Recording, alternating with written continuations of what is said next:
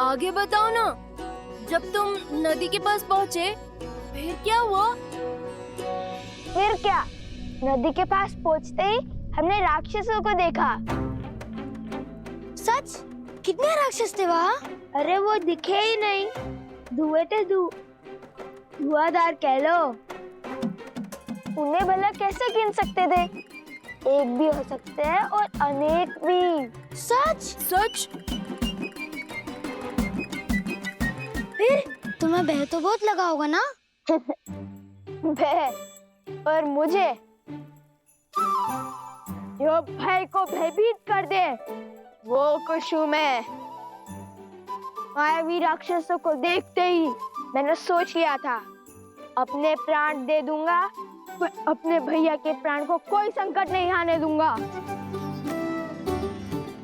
और मैंने बिना विलंब किए यूं बाण उठाया और हर आदमी पर अपने प्रहार का प्रकोप बरसाया। उस समय तो आंखों से आंसू निकल रहे थे और अब मुख से बड़े बड़े बोल उमड़ रहे हैं। फिर क्या हुआ? बताओ ना खुश। फिर क्या, भैया ने मुझे जगा दिया और मेरा सुंदर सपना टूट गया। कहानियां बनाना तो कोई तुमसे सीखे।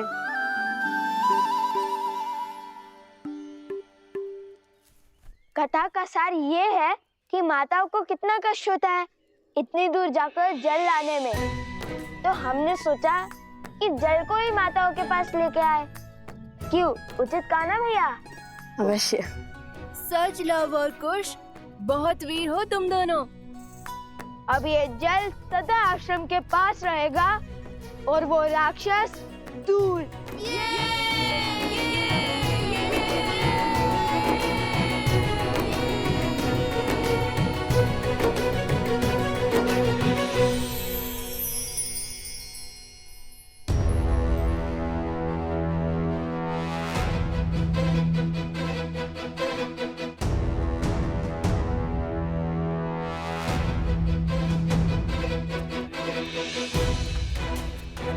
महाराज, क्या समाचार लाए हो अंगद? हमारे पास इतनी सेना नहीं है कि हम इस दुर्ग को चारों ओर से घेर सके महाराज। परंतु आप निश्चिंत रहे महाराज। मैंने प्रण लिया है उस चंद्रबाहु का वध करने का, जिसने बिना कारण आपकी किष्किंधा राज की पुत्री का अपहरण किया। अंगद, हमें शीघ्रता करनी होगी। इस किले को भेदना होगा हमें, इससे पहले कि इस किले से आक्रमण हो।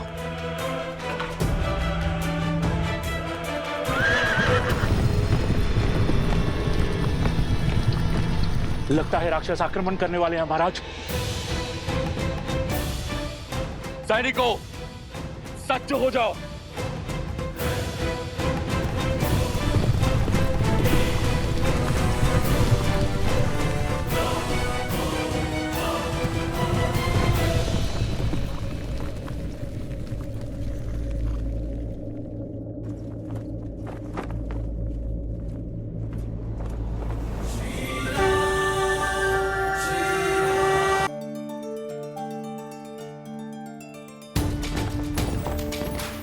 ये तो प्रभु श्री राम पधारे हैं।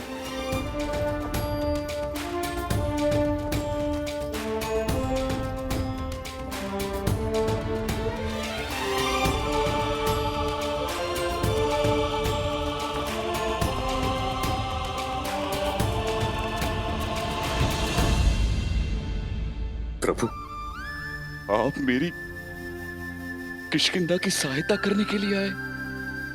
मैं धन्य हो गया प्रभु, मैं धन्य हो गया।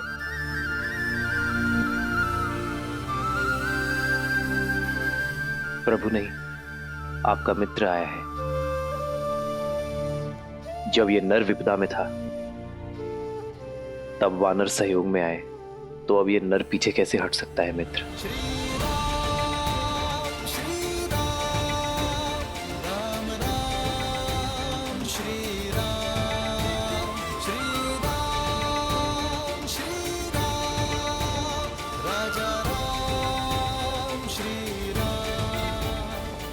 इस संसार की प्रत्येक नारी, चाहे वो माता हो, बहन हो पुत्री हो या फिर पत्नी, प्रत्येक नारी सम्माननीय होती है। और फिर आपकी पुत्री मेरी भी पुत्री है मित्र। हमारी पुत्री का अपहरण करने का दुस्साहस जिसने किया है उसे दंड अवश्य मिलेगा।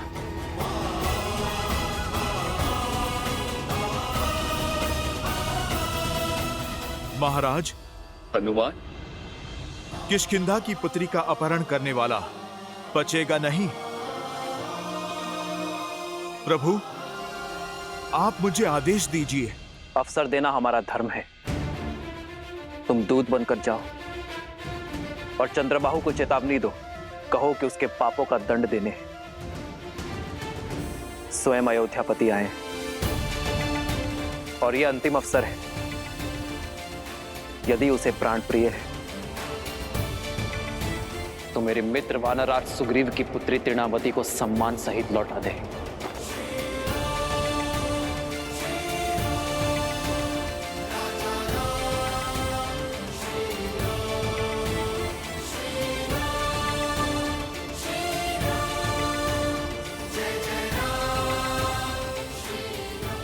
ये इस समाज, इस संसार का सबसे बड़ा दुर्भाग्य है कि हर युद्ध, हर शांति काल, मित्रता, शत्रुता, प्रेम,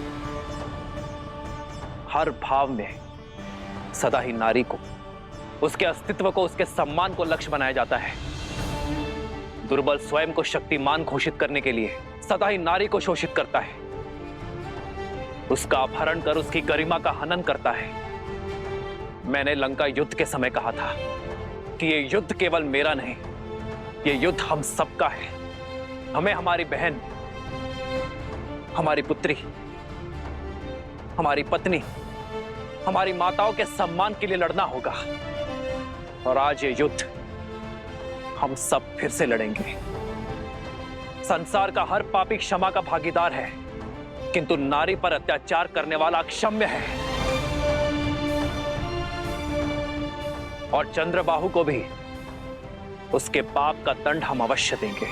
जय श्री राम, जय श्री राम, जय श्री राम, जय श्री राम। जय हनुमान ज्ञान गुण सागर, जय कपीस तिहु लोक उजागर, रामदूत अतुलित बल धामा, अंजनी पुत्र पवन सुत नामा, राम दुआरे तुम रखवारे, होत न आज्ञा बिनु पैसारे, आपन तेज समारो आपै, दीन लोक हाथ तेरे कापै। जय जय हनुमान। कौन हो तुम? प्रभु श्री राम का दूत, उनका सेवक चंद्रबाहु से मिलने आया हूं। तुम मुझे उस तक ले चलोगे या मैं तुम्हें उठा कर ले चलूं?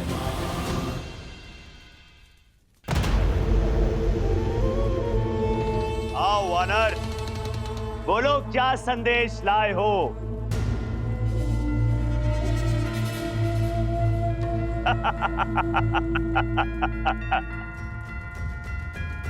चयन का विकल्प लाया हूं। इसे तुम संदेश समझो या फिर चेतावनी। ये तुम्हारे हाथ में है चंद्रबाहु। मेरे प्रभु श्री राम का आदेश है, या तो वानरराज सुग्रीव की पुत्री को तुम सम्मान सहित लौटा दो या फिर अपनी मृत्यु के लिए सज्ज हो जाओ। सुना, मुझे स्त्री के सम्मान का पाठ पढ़ाने का आदेश वो दे रहा है जिसने लोगों की बातें सुनकर स्वयं अपनी पत्नी के सम्मान को तार तार किया, उसे त्याग दिया। चंद्रबाहु, जो सत्य मैं आज जानता हूं, कल वो पूरा संसार भी जानेगा कि ये सब तुम्हारे पिता सहस्त्रमुख रावण का किया धरा है।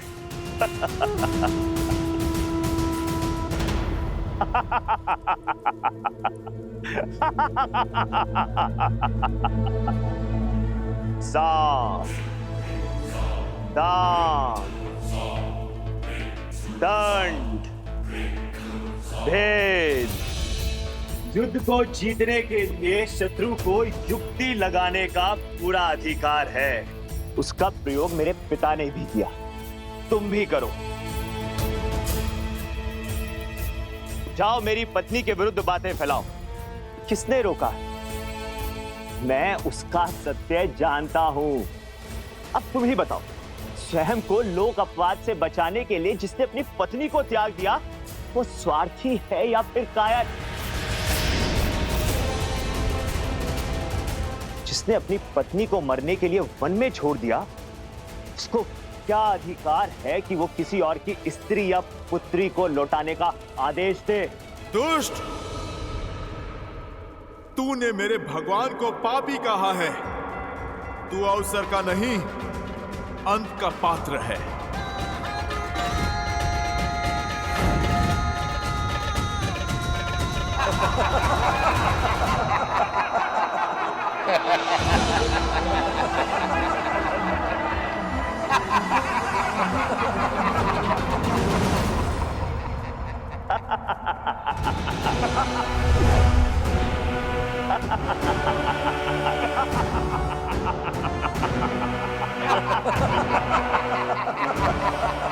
कर ली मन की।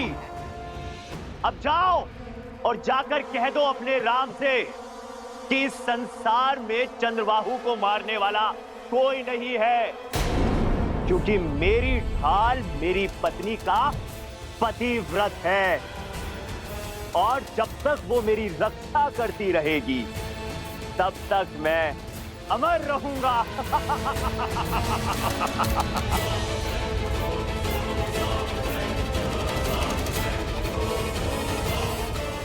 और पूछ जाते उस अयोध्या के राजा से, क्या उसकी पत्नी भी उसकी रक्षा करती है या केवल वन में छिपी रहती है?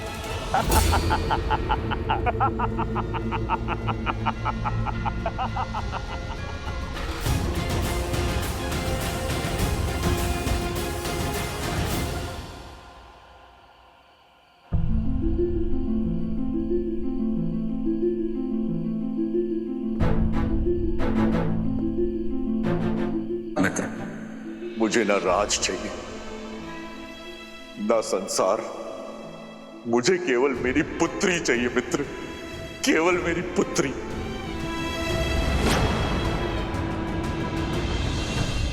सीते! सीते!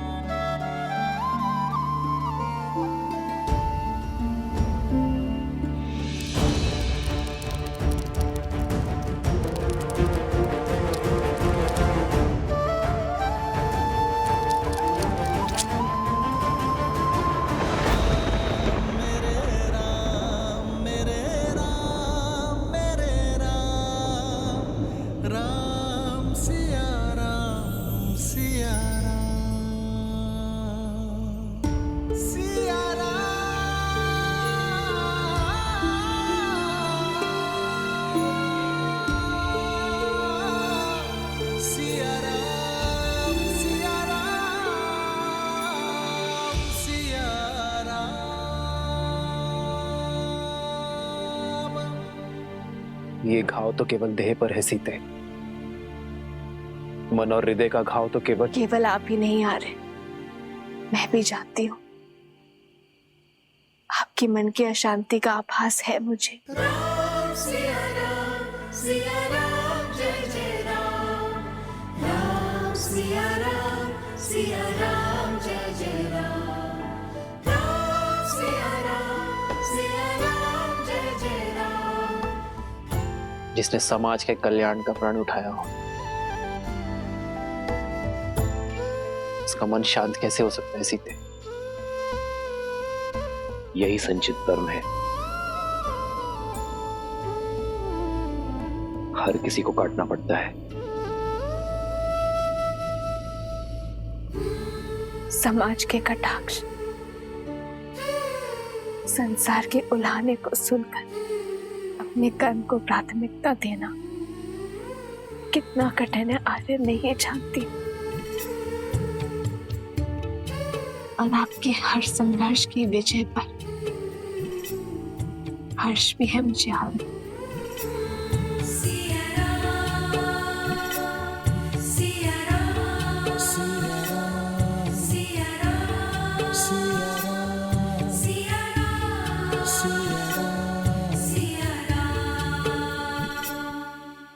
त्याग से बड़ा इस संसार में कोई तप नहीं है सीते। मुझे पूरा विश्वास है कि जीवन के हर कार्य में हम दोनों पूर्ण रूप से सफल होंगे।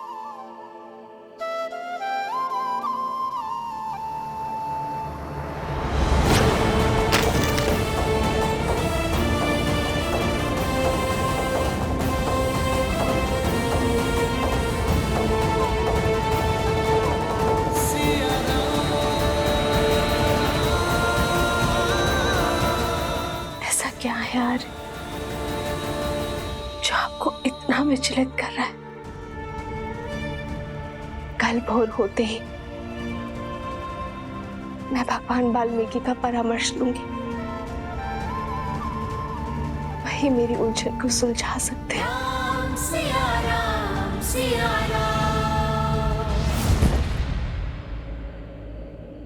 प्रभु, चंद्रबाहु की पराजय उसकी पत्नी में छुपी है, क्योंकि उसका ढाल उसकी पत्नी का पतिव्रता धर्म है। प्रभु, मैंने बहुत प्रयत्न किया, मैं कोई सूचना नहीं जुटा पाया। कल भोर होते ही हम युद्ध का शंखनाद करेंगे। हनुमान, तुम उसकी पत्नी के बारे में जानने का प्रयास करते रहो।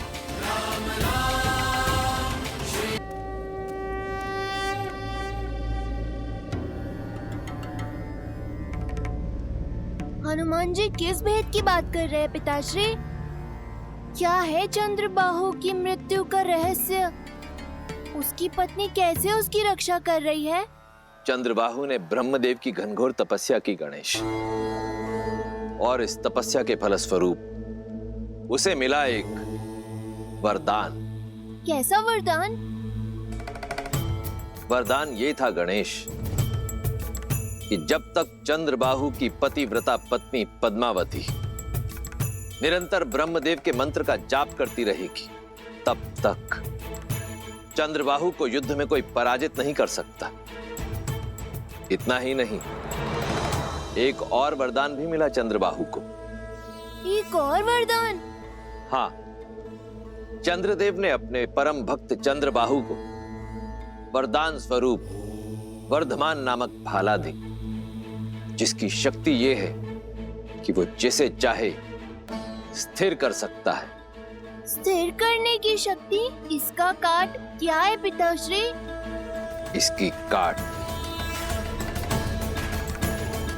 स्वयं मैं हूं गणेश। आप?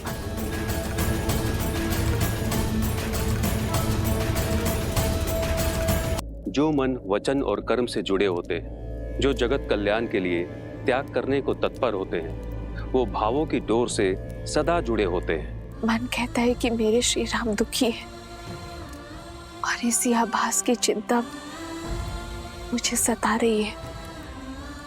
अब आप ही बताइए, मैं उनकी सहायता कैसे करूं? मुझे मार्ग दिखाइए प्रभु।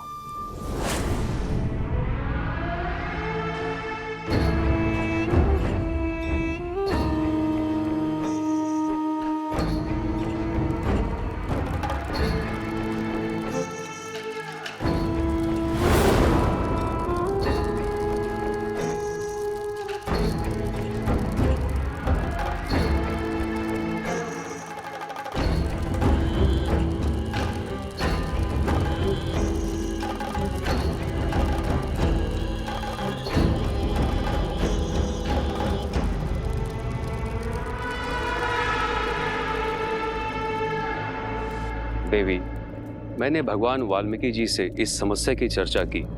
उनकी इच्छा है कि आप इस चिंता से मुक्त होने के लिए फल्गु स्नान का व्रत रखिए।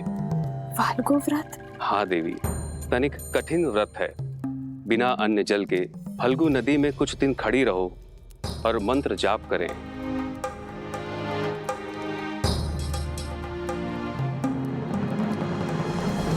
आओ सीता, इस बार कोई भी बल तुम्हें मेरे छल से नहीं बचा सकता।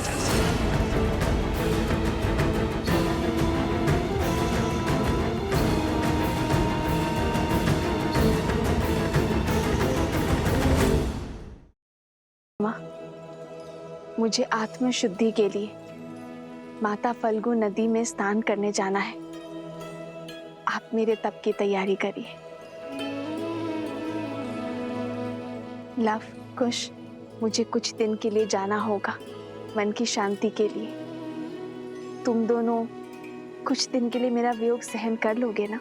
वियोग की क्या आवश्यकता है माता, हम भी आपके साथ चलेंगे। हाँ माता, ले चलिए ना। आपको तप करते देख हमारे तप पर विश्वास भी बढ़ेगा और हम आपकी सुरक्षा भी कर पाएंगे। ठीक है, चलो।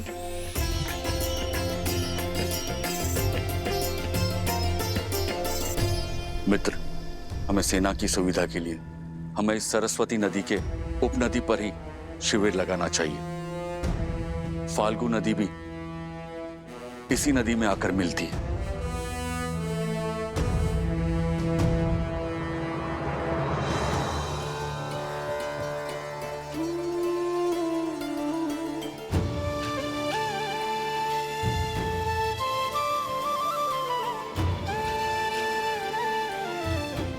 अपनी माता को कभी अकेले छोड़ने को सच नहीं होते लवकुश, और कितने उत्सुक भी है नई बातों को सीखने और जानने के लिए।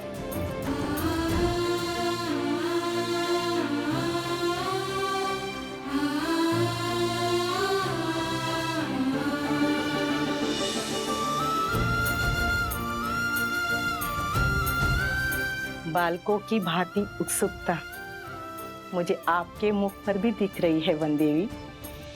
हाँ गुरु माँ, लगता है ये यात्रा जीवन की दिशा और दशा दोनों को मोड़ देगी।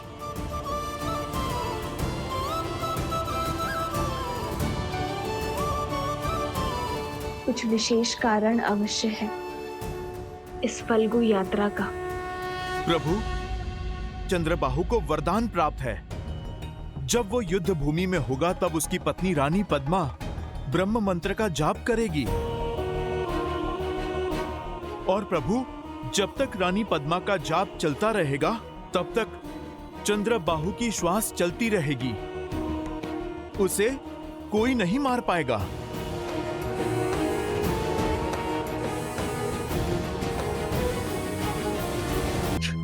रावण की नाभि सा ही अभेद्य लग रहा है। धर्म का एक वार पाप की हर ढाल को काट सकता है मित्र। आपकी पुत्री की रक्षा के लिए हमें पतिव्रता को रोकना होगा। आज युद्ध के समय किसी को महल जाकर रानी पद्मा का जाप तोड़ना होगा। ये कार्य मुझे सौंपिए प्रभु। मैं रानी पद्मा का जाप भी तोड़ूंगा और अपनी बहन को भी खोजूंगा।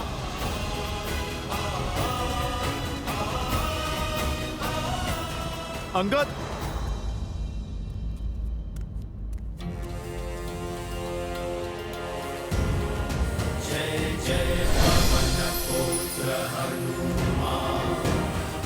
अंगद, ये लो, ये कूट तंत्र यंत्र है। तंत्रों की शक्ति से बना एक मायावी यंत्र। मुझे ये यंत्र महाराज विभीषण ने भेंट दिया था। ये यंत्र अपने बल से लोगों में मिथ्या लड़ाई झगड़े उत्पन्न करता है। तुम्हें महल के भीतर इस यंत्र की आवश्यकता पड़ सकती है। इससे तुम्हें उन राक्षसियों का वध नहीं करना पड़ेगा।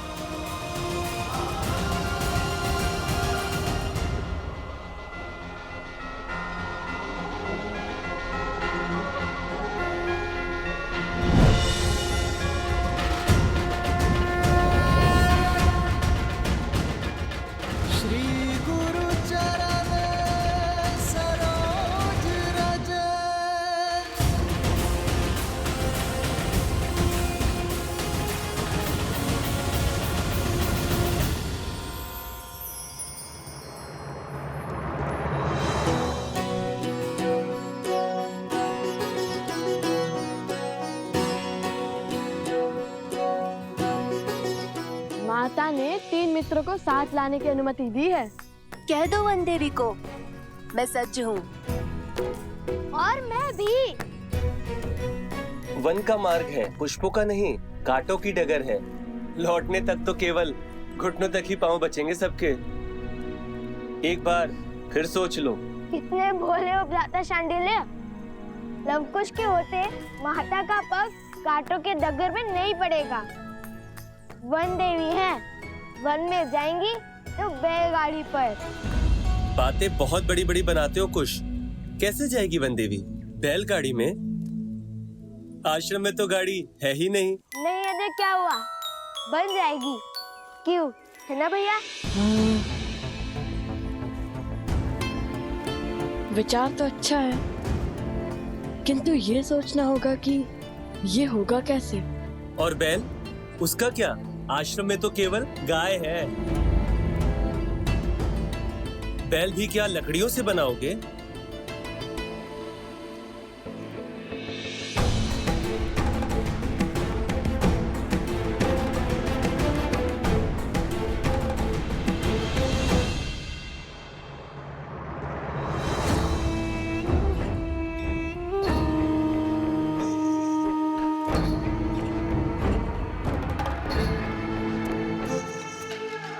ये दोनों बालक अकेले बाहर क्या कर रहे हैं? देखिए भैया, जुआदारों से निपटने के लिए बिल्कुल सजू मैं। सामने आते ही अंत कर दूंगा उनका। कहाँ खो गए भैया? बैलगाड़ी के विषय में बात करने की क्या आवश्यकता थी? गाड़ी तो भी एक बार को बन जाती। बैल कहाँ से लाएगा इस जंगल में? क्षमा कर दीजिए भैया, वो रोश रोश में भूल गया। अब आपको पता है ना कि मस्तक से लेकर मुख तक जाने वाली नाड़ी के तालमेल में समस्या है, इसलिए मैं पहले बोल देता हूँ और विचार बाद में करता हूँ। लेकिन चिंता मत कीजिए, मैं आंखों में आंसू लेकर माता को कह दूंगा कि मुझसे भूल हो गई। देखना, वो स्वयं ही मना कर देंगी। तो क्या हुए रूपी असुर? नहीं नहीं, धूम्रासुर। हाँ, ये उचित नाम है। तो धूम्रासुर को पराजित करने वाला लव कुमार अपने मुख से निकले वचन झुटलाएगा? नहीं नहीं भैया, वचन तो मेरे मुख से निकला था। छोटे भाई के मुख से निकले वचनों को निभाना भी बड़े भाई का ही कर्तव्य होता है। आयु और पद के साथ साथ दायित्व भी बढ़ता है। और वैसे भी ये बैलगाड़ी हमारी माता की सुविधा के लिए है। चलो बनाते तुम्हारी बैलगाड़ी। कुल्हाड़ी कहाँ है? कुल्हाड़ी दो। कहाँ है कुल्हाड़ी? वो कुल्हाड़ी पकड़ने के लिए हाथ रिक्त नहीं थे ना भैया। अरे वो वृक्ष कैसे काटेंगे?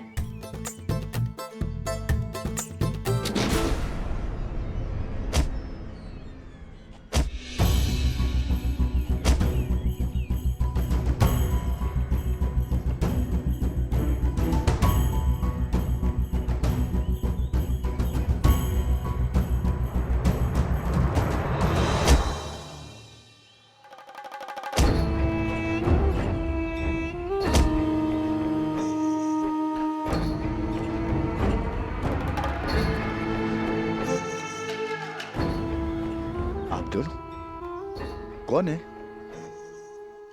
इस घने वन में क्या कर रहे हैं?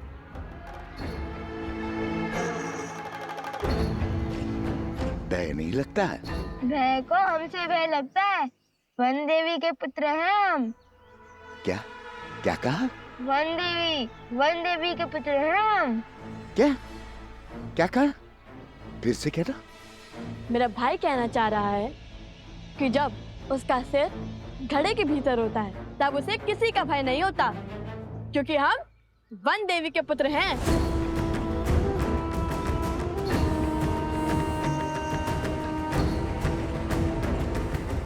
वन देवी अर्थात आप दोनों वन के राजकुमार हैं। मेरा प्रणाम स्वीकार कीजिए, मुझे सेवा का अवसर दीजिए। बताइए क्या चाहिए आपको? हमें कुछ लकड़ियां चाहिए। हम अपनी माता वन देवी के लिए एक बैलगाड़ी बनाना चाहते हैं ताकि वो सुखपूर्वक फाल्गु नदी तक पहुंच सके। और सिर्फ लकड़ियां ही नहीं, बैल भी चाहिए हमें। इसे कहते हैं विधि का विधान। मैंने एक गाड़ी बनाई है। सोचा था आश्रम में दान कर दूंगा। यदि आप दोनों वन देवी के पुत्र हैं और इसे मेरी तरफ से वन देवी के लिए उपहार स्वरूप स्वीकार करें तो मैं धन्य हो जाऊंगा। अद्भुत, कितना अच्छा सहयोग है ये। क्या हम गाड़ी देख सकते हैं?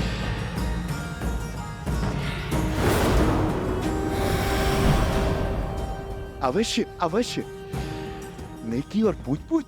आइए आइए।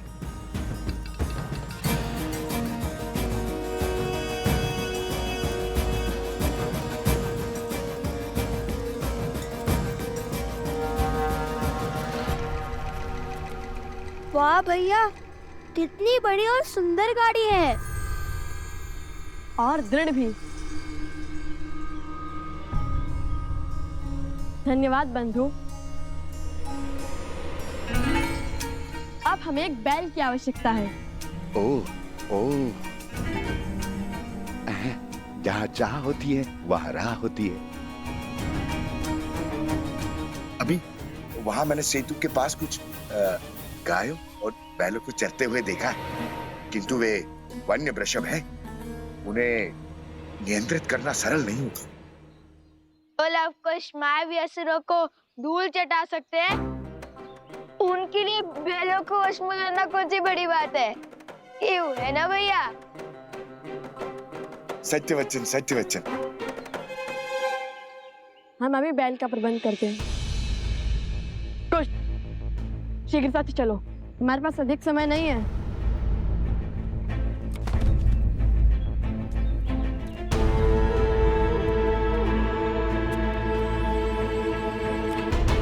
जय श्री राम।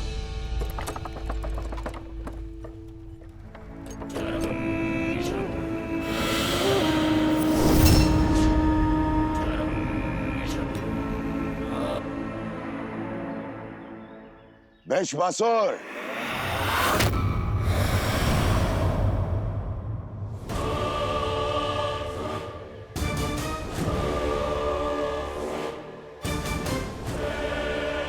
प्रणाम असुर सम्राट।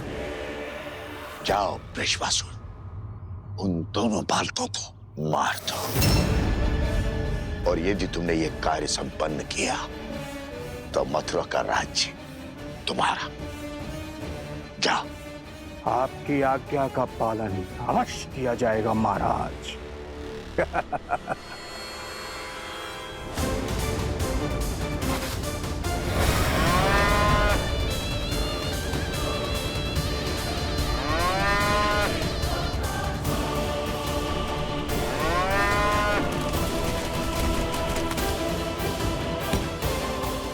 आज लव कुश के अंत के साथ साथ राम और सीता के त्याग का भी अंत हो जाएगा।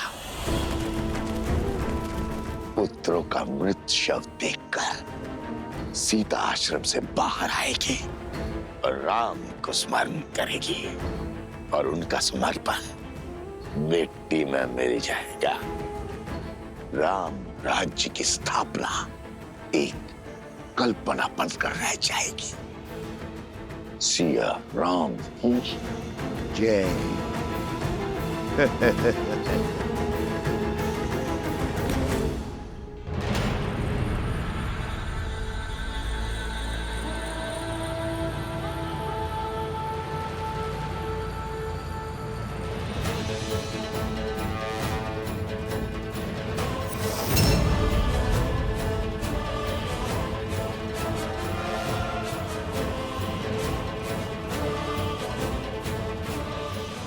आज एक बार फिर अधर्म के अंत के लिए हम सब साथ खड़े हैं। चलिए एक बार फिर उन दुष्ट राक्षसों को धर्म का बल दिखाते हैं।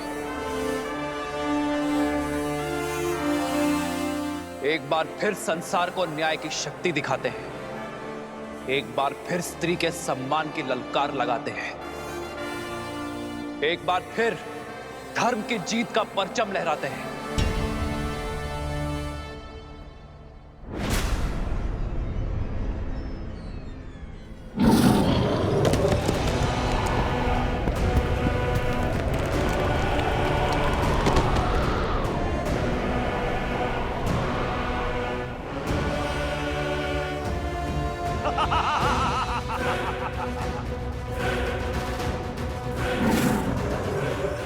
इसे मैं संभालता हूं।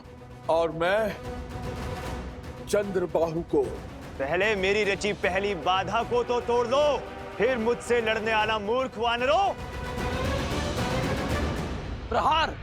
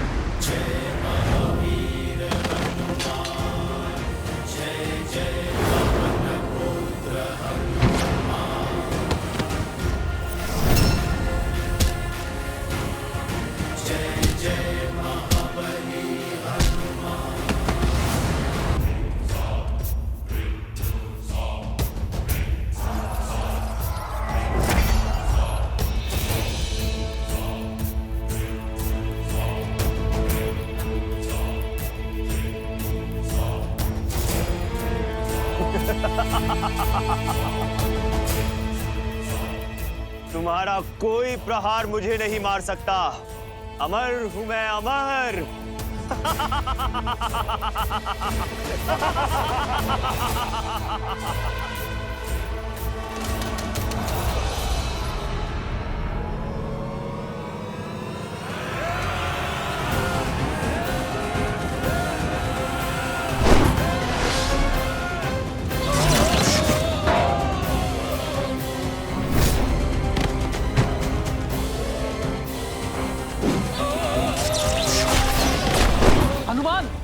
अंगद का कोई संदेश आया? नहीं प्रभु।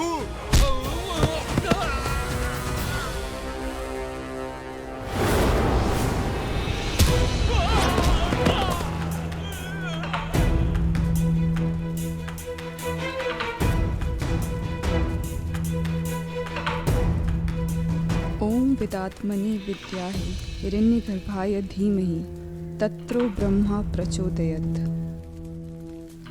ओम विदात्मनि विद्याहि हिरण्यगर्भाय धीमहि तत्रो ब्रह्मा प्रचोदयात्।